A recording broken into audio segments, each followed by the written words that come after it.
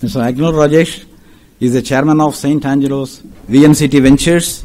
He is a serial entrepreneur with interest in real estate development, technology, investment, and hospitality and social initiatives.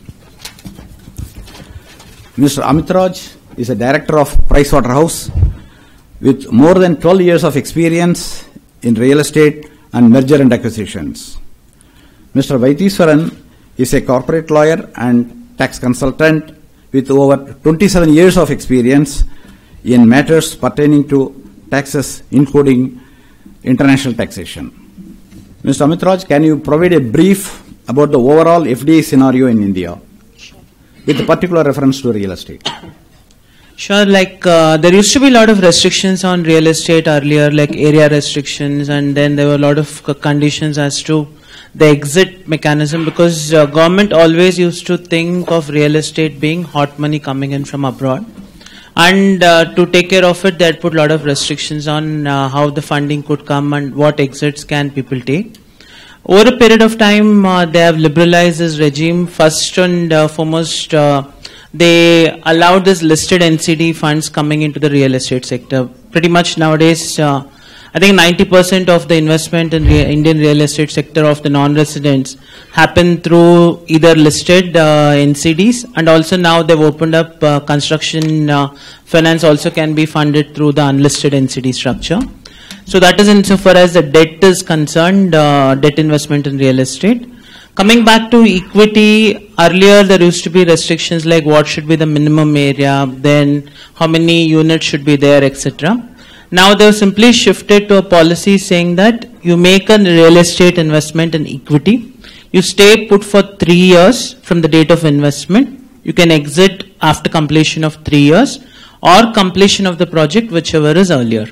So technically, if a residential project takes, for example, 24 months to complete, assuming approvals are already in place, you can very well exit before the completion of the 3-year stipulated period. And other benefit also that is there is, earlier the restriction used to be that this 3-year condition was not there.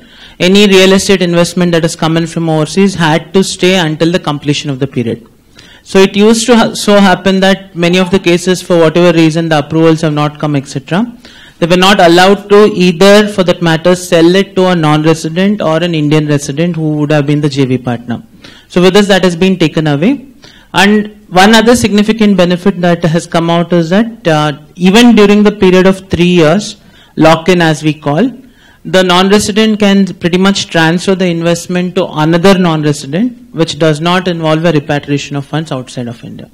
So in some sense, there is a lot of flexibility that they have brought in. And also they have also opened up real estate investments or FDI investments into even completed projects for development.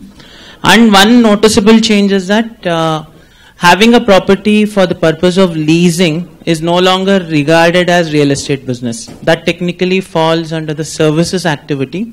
So this used to be relevant for a lot of group companies, MNC companies, like where one company used to have the property and they wanted to share amongst various companies, which earlier was prohibited because it amounted to real estate business. Now they have opened up, which we are also seeing many of them trying to purchase the properties rather than simply take them on lease basis. Mr. Rajesh, what are your views on joint venture? Especially with the liberalizing of the FDA norms, many strategic partners are being looked after. So there are a lot of opportunities for joint venture strategy. So what I feel is we always assume FDI to be bringing in of the money, foreign money into the country, but it's not only the money part. If you technically see, FDIs are experts in the sectors that they invest in. So when they come and invest in India for real estate, they not only bring the money, but they also bring the expertise and the vision. What's critically to be noted here is, ultimately the customer will get a very valuable product. The selection criteria of the investor with the developer with whom the FDI will invest is going to be a filtered one. They will check their track record, they will check that vision of that particular developer, and then they will partner with them. So I feel when you bring in FDI to the country, the quality standards of development is going to be dramatically improved. There will be competition, there will be competence, there will be a quality product, there will be visionary planning, there will be master planning. There are a lot of host of benefits that will happen in this kind of joint ventures. Like when you see at Dubai, you need to have a local partner. Now there are some new rules that have come up, but they always needed a local partner to develop this country. Similarly in India, when FDI comes in, they want a strong local partner who has experience, exposure, expertise in the sector of real estate development. So I think it is a marriages of the might.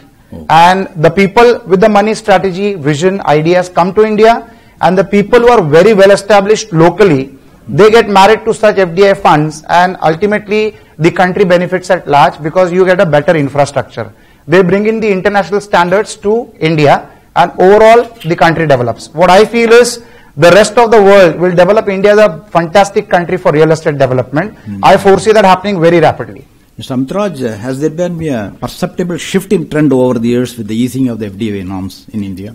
So certainly, because one is real estate or FDI coming into a pure equity form, that is always seen with lot of risk because there is lot of implementation risk. So as was mentioned, only quality players may end up getting equity sort of FDI, but the debt part of FDI, like the investment that comes into the debentures, pretty much as long as the asset is good because you set up the waterfall, and there is a lot of easing around that, and certainly there is a lot of interest evidenced in this investment. Because recently we are working for a Japanese fund, and they're getting 15-16% return with a fair amount of certainty. So apart from US where the currency risk is higher, probably the other investors from this Asian countries would open up because both currencies move or expected to move in tandem. Mr. Rajesh, how can real estate be a good investment module? Well, when we talk about FDI, we already spoke about the quality and the competence part of it, and it can be a great model because once upon a time, the population of the country was considered as a curse on the country, but today that is the biggest strength. With more than 1.25 billion Indians, housing is definitely a biggest requirement that the country is facing. In fact, our Honorable Prime Minister Mr. Narendra Modi has the vision of creating 5 crore new houses by 2022, which means a couple of thousand houses need to be made every day. When we talk about this scale of requirement, automatically there is going to be a demand and supply gap. So when I say demand and supply, we also talk about stories where real estate market is a little sluggish for the last 2-3 years in a country like India, but probably that was a mismatch of the product and the price. The word value is improving on the depth, the meaning of the word value is deepening further. So people today will buy real estate if they assume of getting gold at the price of silver. Only then there will be a buyer. Now that competition, because of the competition, it is happening. When you market the right product to the right audience, people buy, and when people buy, demand increases. Whenever we talk about a set locality, a new locality is being set up, it will have a different price band. And in a span of 2 to 5 years, the demand multiplies because the supply is short. And that is where appreciation happens. In fact, we are very proud to say that India is one of the only countries on planet Earth today where there is a positive appreciation in real estate prices. Most of the developed countries are not having appreciation. Forget about appreciation, they also lose on their capital value after it is purchased. So there is no question of a investment being done in the asset class of real estate. When you talk about real estate in the Indian perspective, it is unlike a stock market or unlike the gold market where you don't get to leverage of buying gold or stock. Whereas in the real estate, you contribute 5%, 10% or 20%, balance comes from financial institutions, and it is a definite investment booster. It gives great returns. The simple calculation is on a 1 crore property, if I invest 20 lakhs as my contribution and the bank funds me 80 lakhs, I can go to as much as 25 to 30 years of repayment period. Within 3 to 5 years, against my 20 lakhs, I would get an appreciation of 40-50 lakhs if the property appreciates to 1.5 crore. Against an investment of 20 lakhs, when you're talking about a return of 50 lakhs in a span of 3 to 5 years, that is phenomenal returns and assured because your money is not invested in stock which is very volatile. It can go anywhere, which is not like gold, where you have to put the whole capital together. This real estate can be then popped off to create that kind of a revenue model. Like my colleague just said, that in India now, your capital gains is come down from 3 years to 2 years. That makes it all the more interesting to make sure that you exit. Now when I say about appreciation, it does not mean flipping of properties. Over a period of time, the family which has bought a 2 BHK needs a 3 BHK. So they move on. When they move on, their third bedroom gets funded by the sale of the second bedroom, the 2 bedroom house. They go a little further, in the same amount they can buy their own real estate. there is no other investment which will make money for its own, for expansion in terms of sizes for end user benefits. So I think this is a fantastic model which is visible only in India as a country. Mr. Amitraj, does the easing of FDI norms generate interest among real estate players? Certainly, we are seeing a lot of investment directly into the real estate sector. And also, what new trend we are looking at is many of these NBFCs are propping up, which is having a lot of funding coming in. And they are at least appearing to be one of the largest source of money, at least for the last mile funding as well as funding at the land stage. Because typically you don't end up getting bank funding for land or a construction finance beyond a particular point. So this is opening up, and in terms of real estate investment, probably you need to consider direct equity, NCD investments, and also money that has come in through the NBFCs, which is all foreign funded. Does the private equity inflow, which is being estimated at $1 to $1.5 billion per year now, is there any chance of doubling it or tripling in the years ahead? So certainly it is expected to go up. There was a period of lull, and this demonetization also has created some amount of uncertainty. And now we have got this RERA. So the way we look at it is with RERA, whoever were the marginal players not complying with it, all of them should ideally fall by the wayside or comply. And therefore, being a totally unregulated sector, now it's becoming highly regulated sector, so the confidence of the customers are going to go up. Likewise, the investors also would be protected because their funds won't be moved from one project to another where the completion won't get taken place. Now with the new law that 100% FDI is allowed under automatic route in completed projects, that's for operation and management of not only townships but also shopping complexes and business centers. So developers will be able to sell the completed malls and integrated townships to foreign investors. So will it significantly increase the volume of retail real estate business? It certainly does, because the way we look at it is the developers all this while historically what they've done is development of an asset and continue to hold.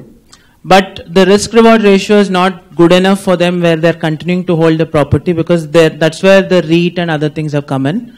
Because their expertise largely goes into developing a particular project from a greenfield stage compared to building a project and holding it for 20-30 years and get the rental play. So since this FDI is now allowed in a completed real estate project, it is very easy to flip over to an investor who looks at an yield rather than a development risk. And that is very good, and there's no lock-in also that's applicable for completed assets. Mr. Rajesh, how should a NRI go about buying a property in the changing scenario? Well, it's a very hugely changing scenario, and with FDI happening for completed project like malls, malls have gone in a wrong direction in our country. Technically, they are not good earning potential projects. So when they are getting bought over by FDIs, the same developers are now reinvesting that FDI money that they have gotten into housing projects. So housing is really going to see very brighter side in India as a country, and housing as a product. NRIs will now be super protected like any local Indians also. NRI Indians also will get protected with RERA coming up. In fact, I would like to go and claim ahead saying that with RERA coming in, India will be one of the safest property investment destinations in the world. And we all know there is a great demand, the supply is short, price correction has happened. People today are educated buyers. They know what the product should be priced at and what it should be sold at. So it's an educated buyer. This is giving rise to a very new kind of a market where today the builder cannot build what he thinks can be sold. Today he builds on the market response for the project that he should be developing. So NRIs the fear on the NRI mind was always that they invest the money in India, but they are not in the country to monitor the progress of the product that they have invested in. So they were always fearful that their money might be locked or blocked or being misused. Now that fear is gone. In fact, in the country, already actions have started on people who have defaulted in the past commitment made to people, not only to NRIs, but also to the local buyers. The scenario is changing. It will be an absolutely regulated market. Abnormal profits in real estate industry is a myth now. There cannot be abnormal profits. Real estate is also becoming like a factory. Like a typical factory would have a profit margin of 6 to 12%. So even in real estate, very shortly, even if you make 15 to 18%, it will be considered as one of the most lucrative industries. So with profit margins coming down, the end user will definitely benefit with a better product at a better price. So I think the NRIs, there is a great inflow of foreign investors, the Indian NRIs buying big time into India, especially from Middle East, from Europe, from US, from UK, Canada, Australia, New Zealand. People are just pouring in, and a major percentage of the new buying which is happening is by the dollars which are coming in through NRI Indians. Okay. Mr. Rajesh, that there has been a lot of revised norms now established for NRIs. What do you consider as the instrumental factors to really improve the investment among NRIs? NRIs are always at a benefit. So now, currently the rupee is behaving a little stronger to the dollar, but NRIs are at a major benefit because at less dollars they can buy more rupees and invest in the real estate sector. They not only get the appreciation of the property, but they also get the difference in the dollar currency benefits that they have got. A lot of investors have benefited that in the past also. NRIs are looking towards investments because investments in real estate in the countries that they live in do not see any appreciation. There they buy real estate only to use it as an end user. Every NRI Indian has got his own connectivity, emotional connectivity with India. With the growing story and India being flashed across the world, which is one of the fastest growing economies in the world, a lot of Indians living abroad are buying units in India. They are getting it at a better price. They have seen the price differences of what it was in the past and what it is now. They are also visualizing the quality difference which used to be once upon a time and which is available today. They are also seeing the change scenario of the government rules and regulations. So I think it has overall boosted up the confidence of NRIs, and NRIs are purely investing into India. One is from the investment perspective where their capital grows, and second is for their end use. But end use can be 1 or 2 units. Beyond that, they look at it as a fantastic, safe capital investment. Mr. Amitraj, the highlights of the revised FDI norms, removal of the requirement to bring in foreign investment within 6 months has been a big boost. So like that, exit permitted on completion of the trunk infrastructure, then investment in completed buildings has been allowed. So all these will benefit several operating companies with a large real estate holdings to monetize their non-core assets in real estate. What are your views on that? Will it encourage more companies to enter into real estate business? So one is more companies would be now wanting to enter into real estate because access to capital is probably a bit more easier currently. And what would happen as a sector would be that it is, I think, time for consolidation with RERA coming in. And also many of them may now try to sell their already developed assets either into a REIT platform where they can recycle the capital back into new projects. That could happen where the larger ones could end up becoming even larger. Or the smaller ones, we are seeing a lot of niche players operating in not that specific or the mega scale. At a smaller scale, having better products, etc., being offering. Mm-hmm. But capital is easily available compared to what it used to be before, and there is general positive sentiment despite whatever has been said about demonetization. Is the FDI policy as it exists today, is it really pragmatic as an investment booster to the real estate sector? See, from today, the FDI policy, the way it stands is, all that it says is you cannot exit before completion of the project or 3 years. I don't think it can be anything more liberal than this. Like if they make it 100% thing, then the problem of speculation would arise, like it is like hot money. So you put in the money now, buy land and then exit at a later stage where there is no lock-in.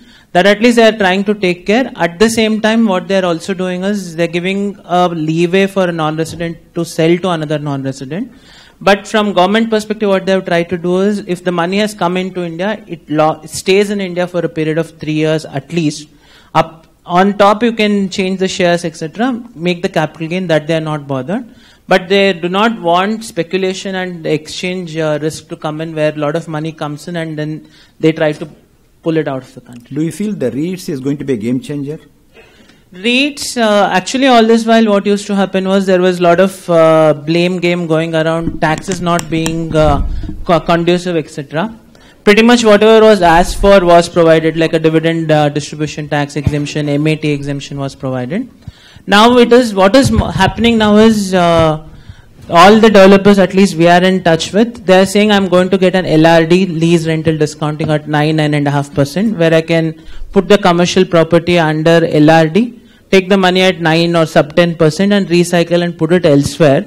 But if you're putting the same property under REIT, they are expecting a 8.5% sort of a cap rate.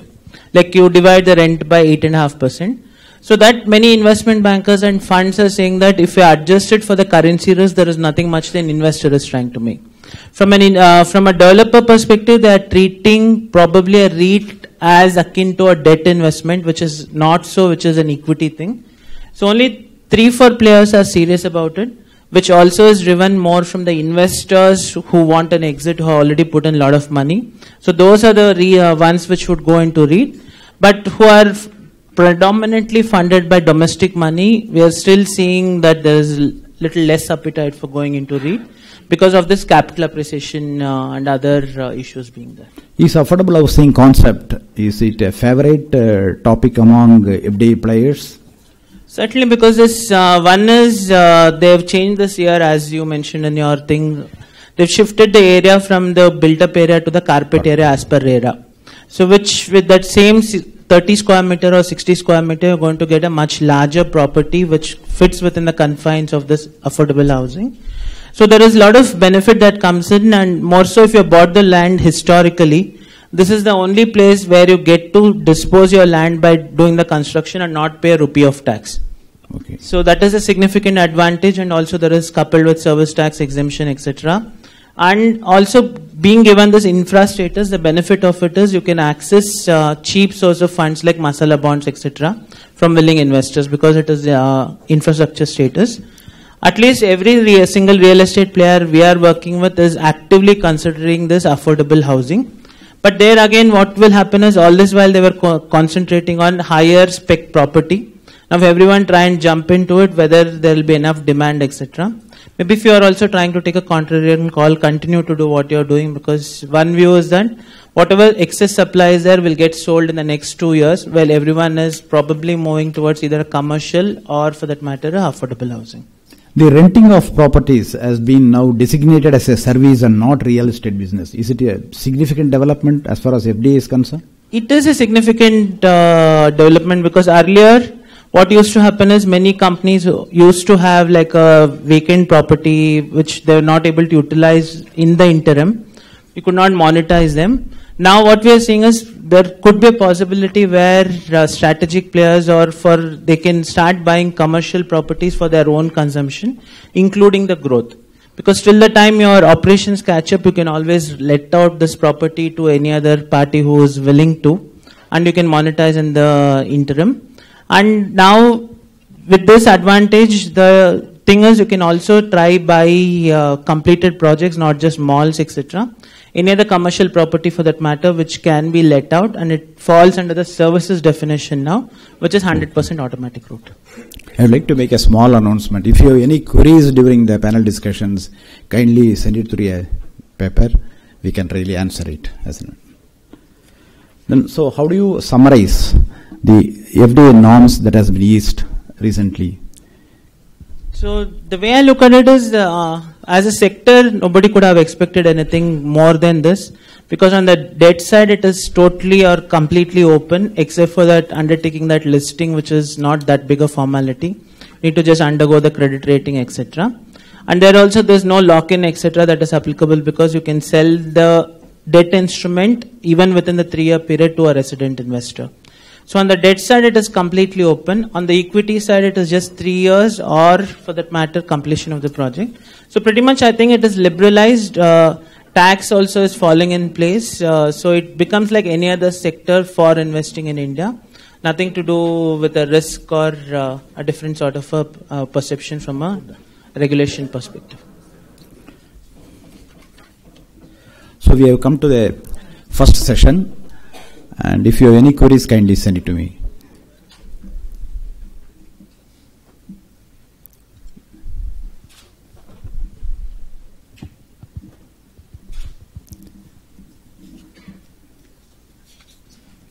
Mr. Rajesh, you could continue. What is the difference between investing in metro cities and investing on the outskirts of prominent metros? So metro cities are today becoming too expensive for regular buying. Unless and until it is your end user requirement, there are not a lot of people who are looking at buying in metro cities like Mumbai, Chennai, Calcutta, Bangalore or Delhi. These metros, on the periphery of those metros within 100 kilometers, there is the growth prospects happening because every city is growing on all possible roads that lead out of that particular metro city. It is being seen in the last 3 to 5 years that a lot of development is happening in those zones, and that is the growth zone where your initial investment becomes nominal, and along with the growth of the city, your investment grows. So metros definitely is not a great destination to invest if it is an investment with growth perspective. As an end user, if you have a specific requirement in any part of a metro city, it's a different story.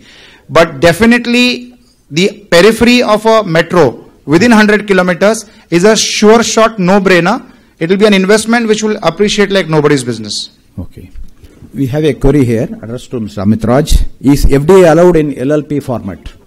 So FDI in LLP for construction development is not permitted because what it says is LLP can function or get foreign investment in sectors where 100% FDI is permitted in a company without any performance linked condition. Because of this reason, in case of real estate, what is the performance linked condition is that there is a lock-in of 3 years subject to which you cannot sell. So it's more or less a settled or a considered view that FDI in LLP is not possible for real estate development. Next question is the benefit of tax exemption to the developer. Can that be passed on to the contractor? No income tax, no ST. Okay. So this is, I'm assuming that this is on affordable housing. So here, if you're doing a JD, possibly you can take the exemption here for the developer for his component or his portion of the property that gets sold. But as a contractor, if I'm just an EPC contractor, just taking the construction work and doing, I'm not in the business of developing or doing anything around affordable housing. It's just that I've put up a building as a service where I've undertaken the construction service. You should not be eligible for any sort of an exemption.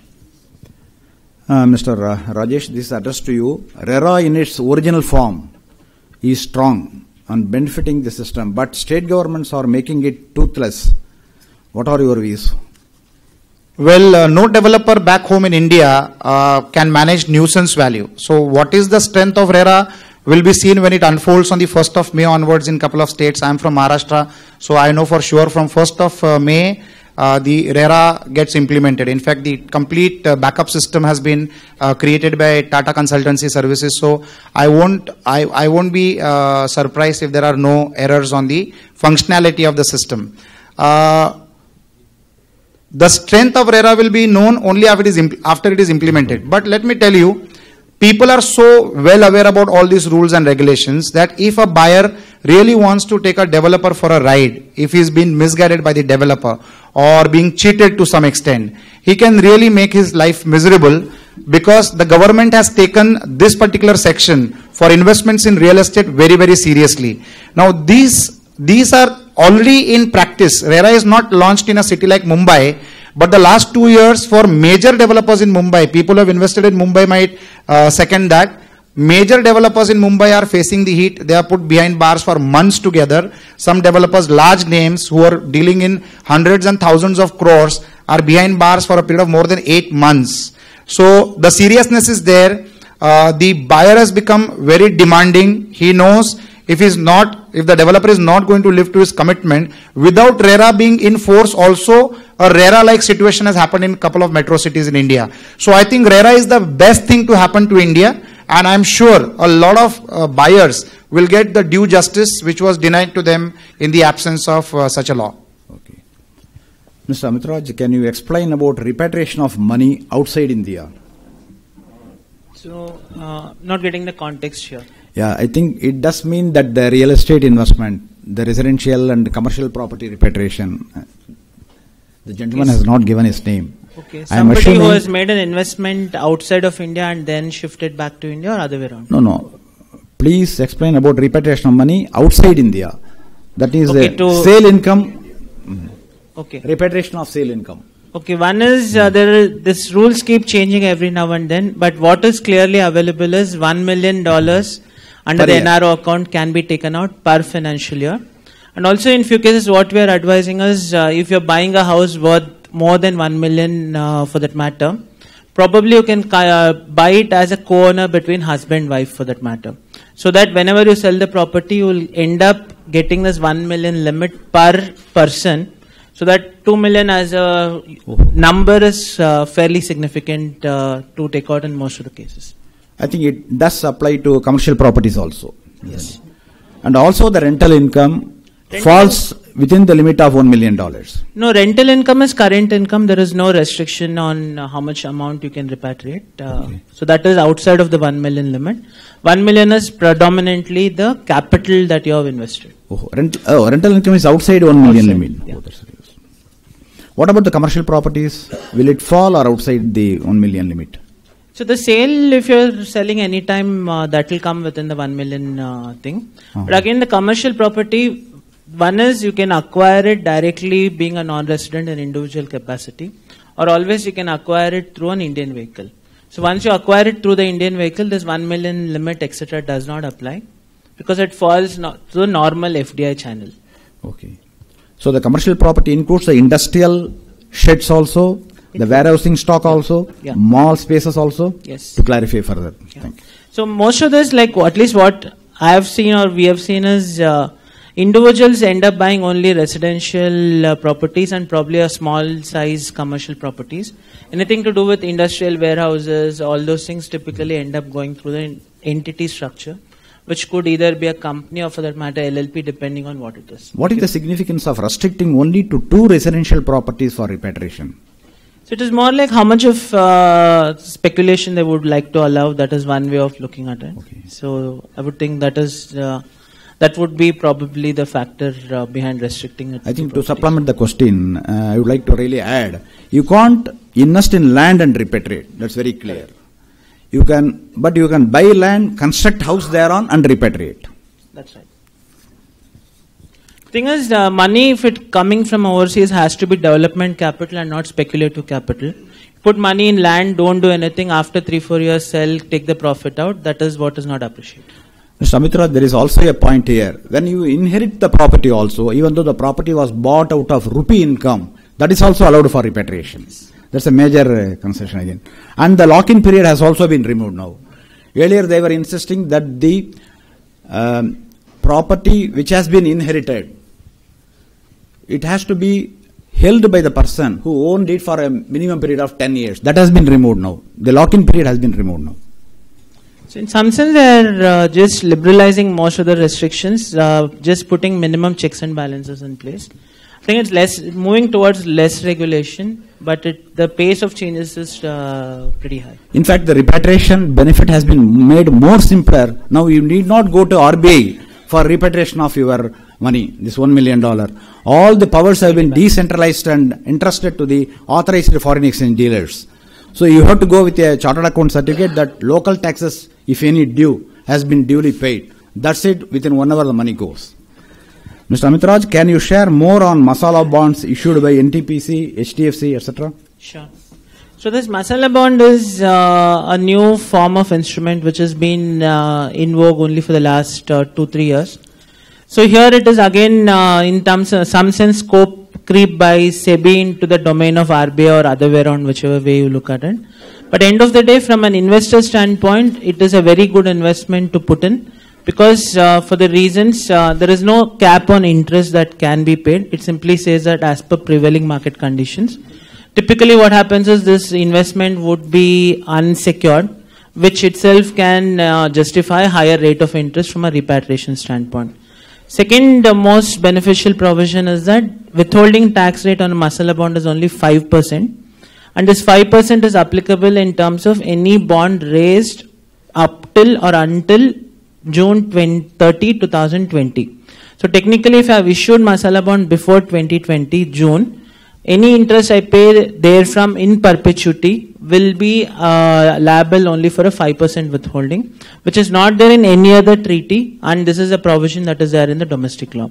So this masala bond and NCDs go in tandem because NCDs historically had to be only listed. Now 3 months ago, 2.5 months ago, they have liberalized that, saying that you can also put money in unlisted NCDs.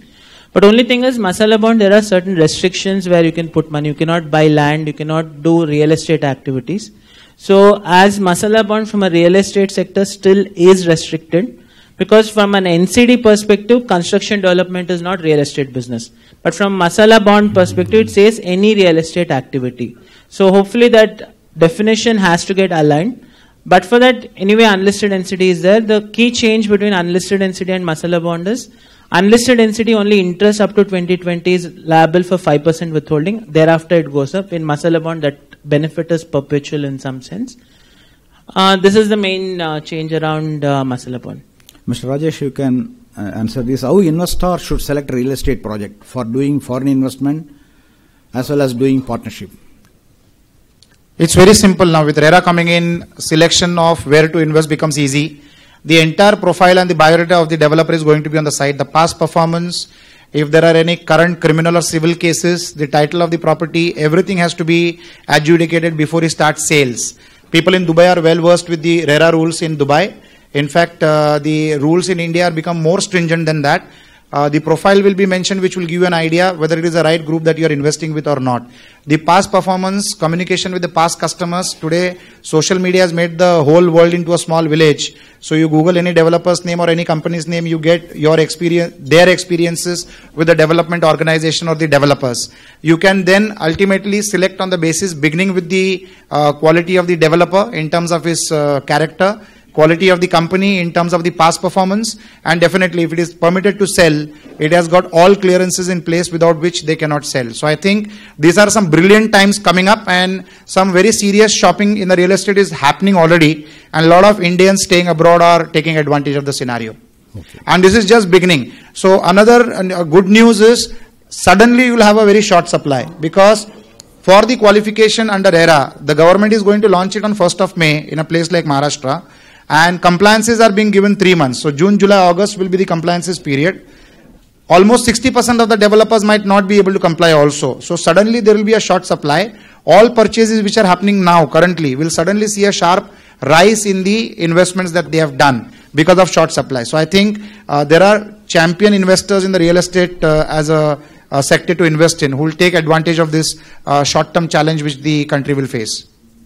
Mr. Amitraj, please explain buying property for resident Indian outside India. Any permission required?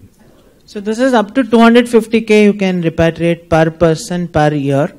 Again, if the property price is going to be above this, couple of things you can do is family can pool the money like a co-ownership, husband, wife, kids, etc. if they have the limit unutilized. That's one way of doing.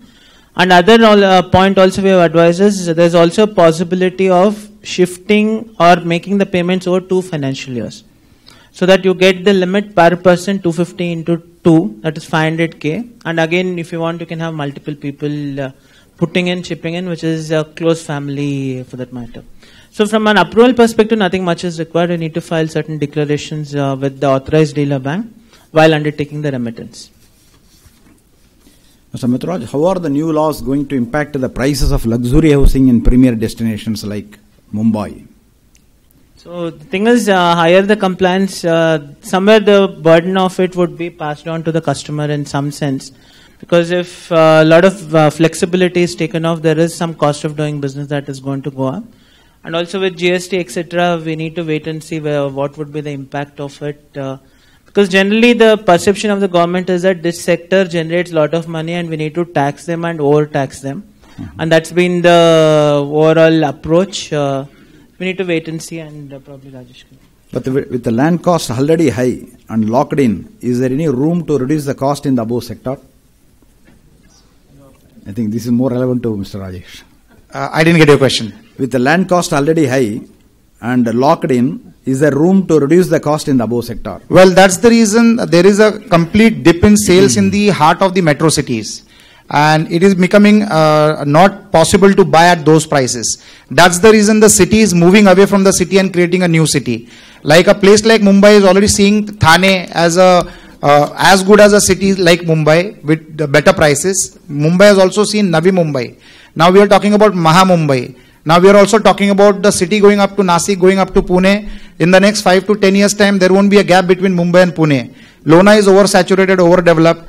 All the patches are being developing till Khopoli. So these are places around Mumbai for the people who are not from Mumbai. What I want to say is that the market is correcting the prices now.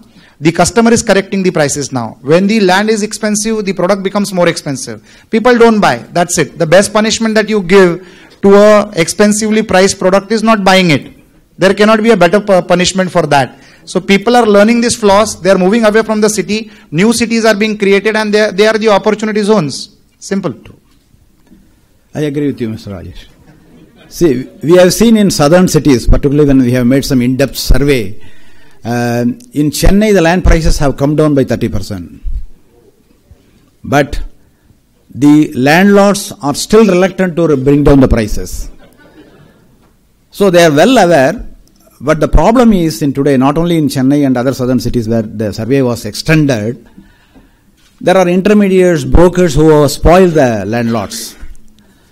So even after telling them that you can't sell on outright basis in today's situation, go for joint venture development, there are reputed developers who have a time-bound plan. They are still ignorant about the whole thing. So only time will provide the fitting answer.